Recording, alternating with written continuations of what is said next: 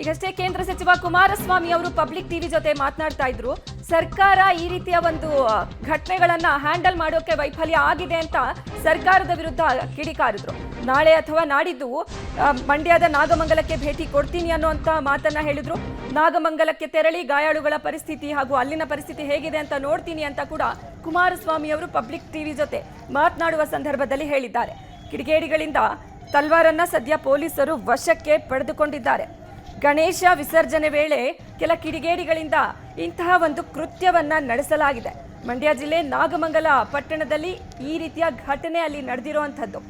ಗಣೇಶನ ಮೆರವಣಿಗೆ ಸಾಗ್ತಾ ಇರುತ್ತೆ, ವಿಸರ್ಜನೆ ಮಾಡಬೇಕು ಅಂತ ಹೋಗ್ತಾ ಇರ್ತಾರೆ.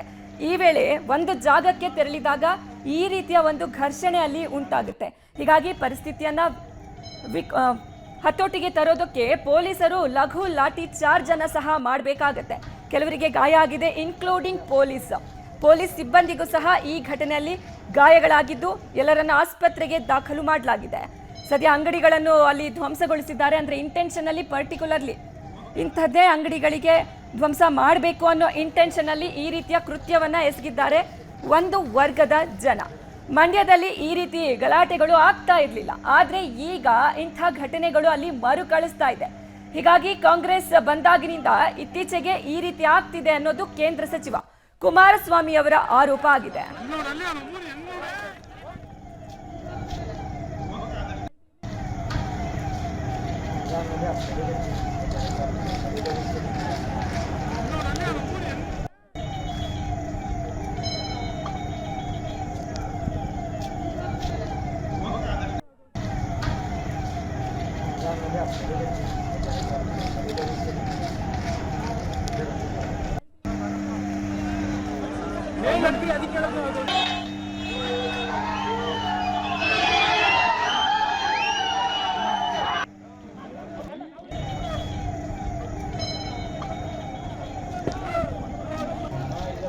ಬೆಂಕಿ ಹತ್ಕೊಂಡ್ಬಿಟ್ರೆ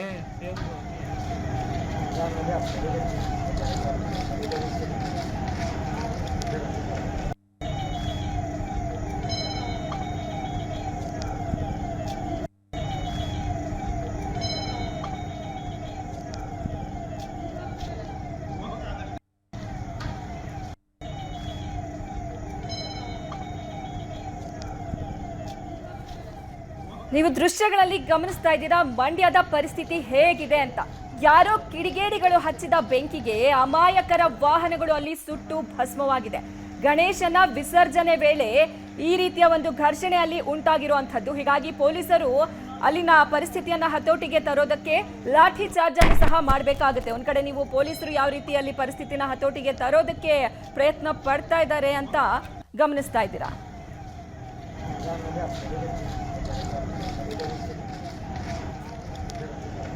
ಪೆಟ್ರೋಲ್ ಬಾಂಬ್ ಅನ್ನು ಸಹ ಹಾಕ್ತಾರೆ ಅಲ್ಲಿನ ಉದ್ರಿಕ್ತರು. ಅಂದ್ರೆ ಇಂಟೆನ್ಷನ್ ಅಲ್ಲಿ ಈ ರೀತಿ ಗಲಾಟೆ ಮಾಡಬೇಕು ಅಂತಾನೆ ಪ್ರೀ ಪ್ಲಾನ್ ಮಾಡಿಕೊಂಡು ಈ ರೀತಿಯ ಒಂದು ಕೃತ್ಯವನ್ನ ಎಸಗ್ತಾರೆ. ವಾಹನಗಳಿಗೆ ಅಂದ್ರೆ ಅಮಾಯಕರ ವಾಹನಗಳು ಸದ್ಯ ಬೆಂಕಿಯ ಕೆನ್ನಾಲಿಗೆಗೆ ಸುಟ್ಟು ಕರಕಲಾಗಿವೆ. ಉದ್ರಿಕ್ತರ ಕಿಚ್ಚಿಗೆ ನಾಗಮಂಗಲ ಈಗ ಉದ್ವಿಗ್ನಗೊಂಡಿದೆ. ಮಂಡ್ಯ ಜಿಲ್ಲೆ ನಾಗಮಂಗಲದ ಸದ್ಯದ ಪರಿಸ್ಥಿತಿ ಹೇಗಿದೆ ಅನ್ನೋದನ್ನ ನೀವು ದೃಶ್ಯಾವಳಿಯಲ್ಲಿ ಗಮನಿಸ್ತಾ ಇದ್ದೀರಾ. ಉದ್ರಿಕ್ತರ ಕಿಚ್ಚಿಗೆ ಅಲ್ಲಿ ವಾಹನಗಳು ಸುಟ್ಟು ಕರಕಲಾಗಿವೆ. ವಾಹನಗಳಿಗೆ ಬೆಂಕಿಯನ್ನ ಹಚ್ಚಿದ್ದಾರೆ ಅಲ್ಲಿನ ಉದ್ರಿಕ್ತರು. ಅಂದ್ರೆ ಗಲಾಟೆ ಮಾಡಬೇಕು ಅಂತಾನೆ ತಲ್ವಾರನ್ನ ಹಿಡ್ಕೊಂಡ್ ಬಂದಿರ್ತಾರೆ, ಮಾಸ್ಕ್ ಗಳನ್ನ ಪರ್ಚೇಸ್ ಮಾಡಿರ್ತಾರೆ. ಅಂದ್ರೆ ಘಟನೆಗೂ 1 ಗಂಟೆ ಮುಂಚೆ ಮಾಸ್ಕ್ ಅನ್ನ ಪರ್ಚೇಸ್ ಮಾಡಿದ್ದಾರೆ ಅಂತ ಅಲ್ಲಿ ಪ್ರತ್ಯಕ್ಷದರ್ಶಿ ಒಬ್ರು ಹೇಳಿರೋದು.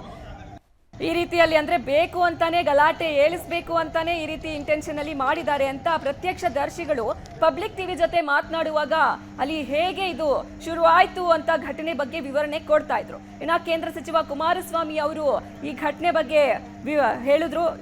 ನಾಳೆ ಅಥವಾ ನಾಡಿದ್ದು ನಾನು ಅಲ್ಲಿ ನಾಗಮಂಗಲಕ್ಕೆ ಭೇಟಿ ಕೊಡ್ತೀನಿ, ಸರ್ಕಾರದ ವಿರುದ್ಧ ಆಕ್ರೋಶವನ್ನ ಹೊರಹಾಕಿದ್ರು. ಸರ್ಕಾರದ ವೈಫಲ್ಯ ಇದು ಅಂತ ಸಹ ಕೇಂದ್ರ ಸಚಿವ ಕುಮಾರಸ್ವಾಮಿ ಅವರು ಹೇಳಿದ್ದಾರೆ. ಇನ್ನು ಪೊಲೀಸರು ಕಿಡಿಗೇಡಿಗಳಿಂದ ತಲ್ವಾರನ್ನ ವಶಕ್ಕೆ ಪಡೆದುಕೊಳ್ಳುವಂತಹ ಕೆಲಸವನ್ನ ಮಾಡಿದ್ದಾರೆ.